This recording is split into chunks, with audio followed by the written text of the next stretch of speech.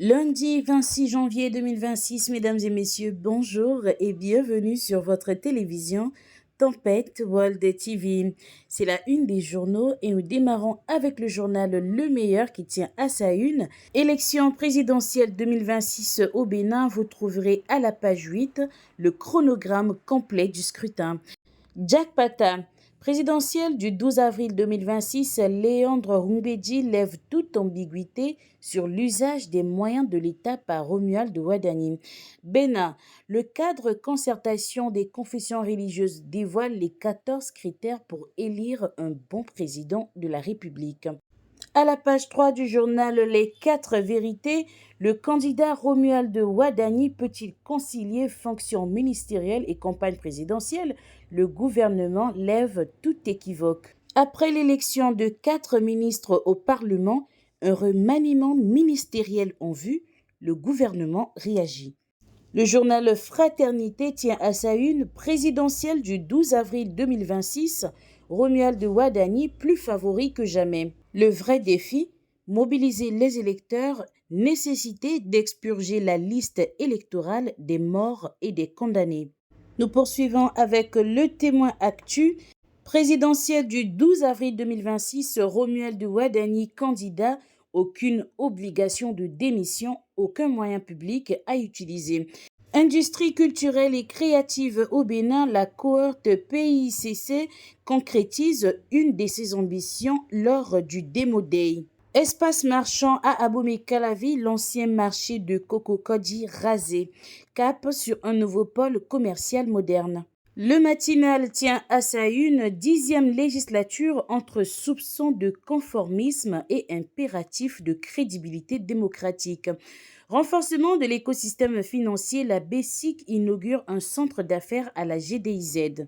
À la page 5 du journal Dynamisme Info, vous trouverez Sénat, nouvel organe constitutionnel. L'institution accueillera dans ses rangs probablement 2 anciens chefs de l'État. Le potentiel tient à sa une santé mondiale, OMS, la santé publique sous l'influence négative de la philanthropie. Avec Donald Trump, les États-Unis officiellement hors de l'OMS depuis le 22 janvier 2026. Élection communale dans l'Atlantique, Alada Centre, l'UPR conteste la disparition de plus de 900 voix. Une dénonciation adressée au président de la Sénat. À la une du journal DEF Info, visite de soutien et d'assistance d'une délégation du consulat honoraire du Bénin aux détenus béninois en Côte d'Ivoire. Le consul Ernest Darbou pose un acte de grande portée sociale. Les 138 détenus béninois dans les maisons d'arrêt de la Côte d'Ivoire bénéficieront bientôt d'une assistance juridique du consulat. Mairie d'Abomey-Calavi, important avis de recrutement. Le Télégramme, après les élections législatives et communales, l'ancien président Boni Yahi réapparaît en public à Tchaourou. Affaire ossements humains retrouvés au CNHU, 8 ans de prison requis contre les complices dont les morguiers. Pour avoir égorgé son propre fils au rituel, un homme arrêté à Lokossa. Pour vol de moto Bajaj, une nourrice de 2 mois aux arrêts à Godomé. Le pays émergent. Coopérative pour la promotion de l'épargne et du crédit CEPEC, plus de 100 000 déposants floués, lance un cri de détresse au président Patrice Talon. Des milliards de francs CFA en DAT en souffrance. La criette doit se saisir de ce dossier. Décryptage Info tient à sa une, finances publiques et stabilité macroéconomique, les règles budgétaires, nouveau pilier de la crédibilité économique des États. Production agricole en Afrique, le Bénin au top 5 des meilleurs rendements cotonniers selon USDA. Nous terminons avec le journal L'événement précis qui tient à sa une. Levée historique de 850 millions de dollars sur les marchés mondiaux. Le Bénin confirme sa capacité à accéder aux capitaux internationaux.